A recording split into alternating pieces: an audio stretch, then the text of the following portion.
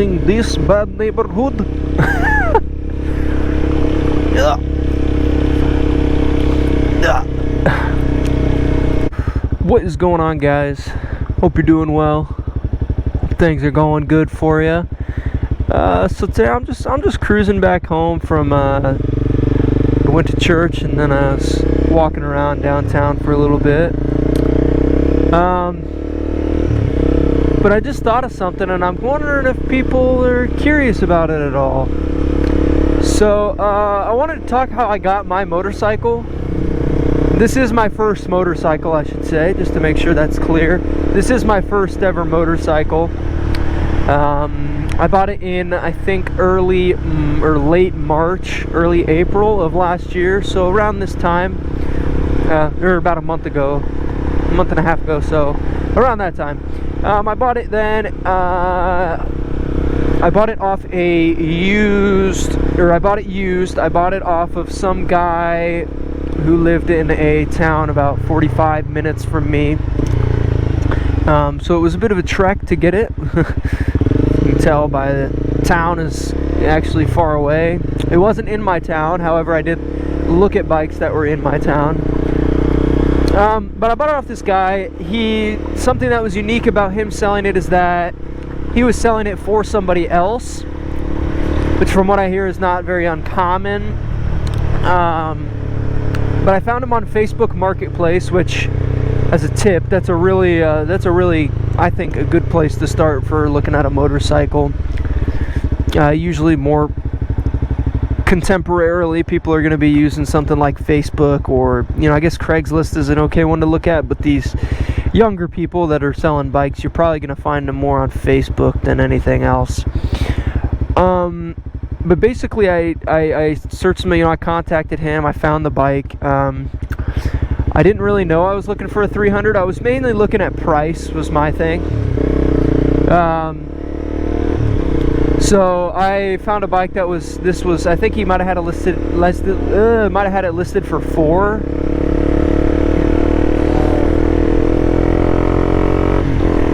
But I ended up buying it for $38, and it was in my eyes a fairly good deal. Looking back on it, I probably could have got a little bit of a better deal. But it is what it is. I bought it now. But the guy I was buying it from, he had the title of the bike, but his name wasn't the one on the title. So like I said, he was selling it for somebody else, and it was kind of a weird situation because he was selling it for his uncle or something, or his brother-in-law, but his brother-in-law had bought it off of somebody already, and they hadn't transferred the title name yet or something. Very weird situation. I won't go into detail about it, but yeah. So I can't be one to tell you how to buy a used motorcycle, but be careful with that kind of thing. Anyways, that's how I bought it. I worked it out with him. I went up and saw it first, didn't buy it, came back, and then went back to buy it again. So I had my buddy, we went with his pickup truck and just used a ramp that the seller had to get it up in the back of the pickup, and then drove it on home nice and smooth. But yeah, I just kind of wanted to share that, and then maybe share a little bit of tips. I would say if you're looking for your first motorcycle, I'd recommend a 300 first off, smaller bike. But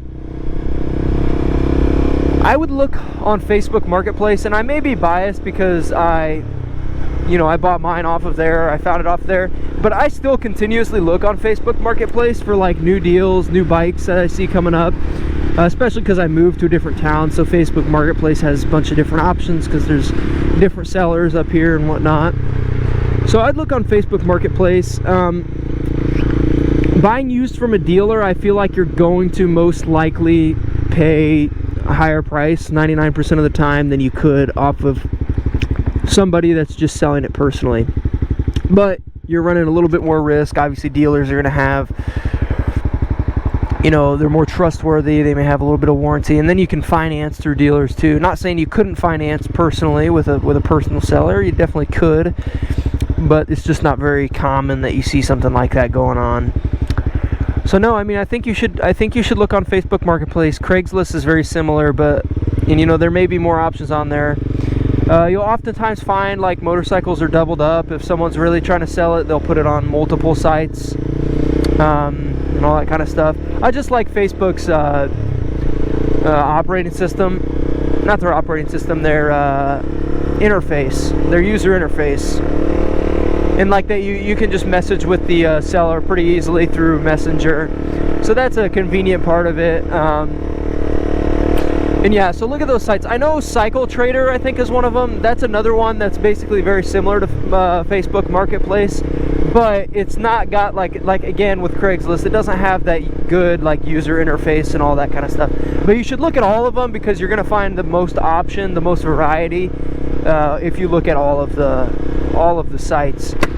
Because you will find motorcycles that people have listed on, say, Craigslist, but they don't have it listed on Facebook Marketplace. So you just have to get yourself exposed to as much variety as possible before buying. And then again, you know, make sure it's something within your budget. Like, expect to like spend a little bit more than you expect to spend more than you expect, if that makes sense. Like, you're most likely going to end up paying more than you want to, or ideally what you'd want to pay. So just be aware of that and understand that it's going to be a little costly, or a little more costly than you think. So yeah, that's really all I've got to say. I mean, just look at those sources. That's what I find to be very helpful, and that's what I'm using right now to look for a upgraded version of my bike, or you know, upgrading to a bigger bike. So I think they're useful sources to look at, and hopefully they help you in that sense. But anyways, that's really all I had to talk about. I hope you guys are having a good evening. It's currently Sunday. I'm just trying to relax, you know. So I hope you guys are doing all right yourselves as well. So take it easy. Peace out.